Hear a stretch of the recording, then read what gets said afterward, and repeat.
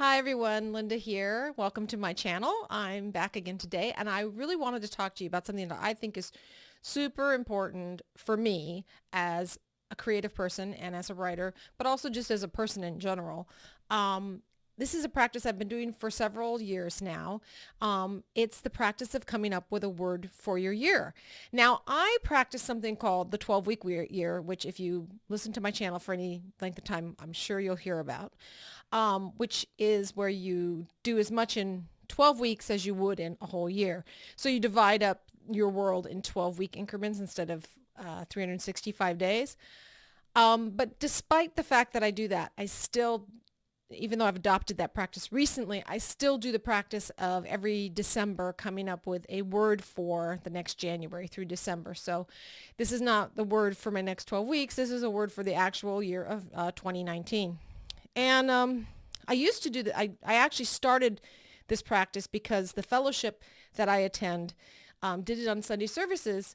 At the end of December, everybody would pick what's called an angel card. And I'm going to hold these up so you can see. These are angel cards if you've never seen angel cards before. Let me see if I can get them. There we go. That's what they look like. Those are angel cards.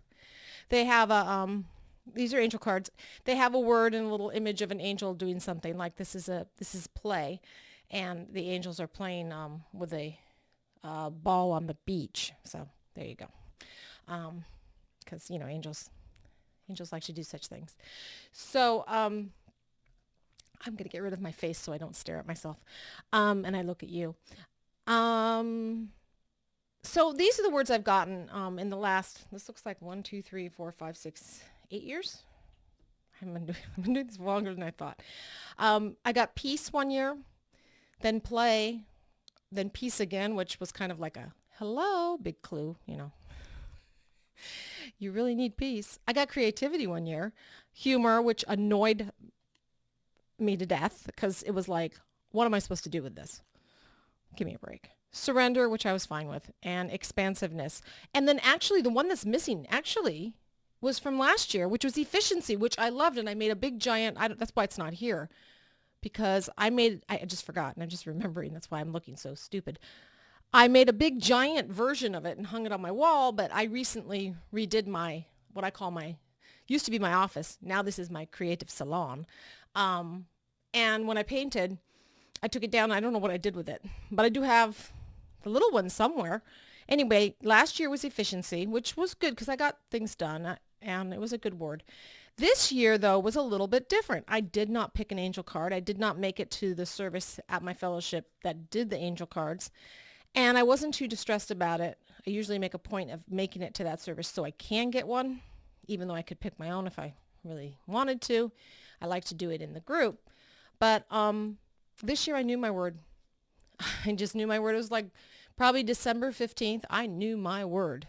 And my word for this year is growth. Oh man. So these other words were really helpful and guiding, but this word feels like really intense. And it's helpful because I think having a word for the year, because you can kind of gauge your year around that word. Like, am I doing the thing that word means to me? And what does that word mean to me? And how will I express that word this year? So for me, growth is about moving ahead, moving past the point where I am. And if I'm stagnated in ways, which I know I am I moving forward in those ways? Am I expanding? And like a tree, am I like reaching out, my branches growing? Am I digging deeper with my roots? That kind of metaphor of the tree for me, for growth, is a good metaphor. So that's pretty much my word for the year, growth. And I'm going to kind of use it to gauge the entire year. So I recommend that you find some way to get yourself a word for the year if you don't have one. So you could get a pack of angel cards and pick one. You could meditate on it and come up with that word. You could just choose the word that you want for your year. You could just take the bull by the horns, as they say, and pick your own word. But I highly recommend a word for your year, whether your year is 365 days or 12 weeks or however you do your year. it's a nice guiding principle. It gives you a good focus. It helps you to really see what you want to accomplish and what you want that year to be about. All right. Well, you guys have a great day. Please subscribe to my channel so you can get my future videos, and I will see you on the other side.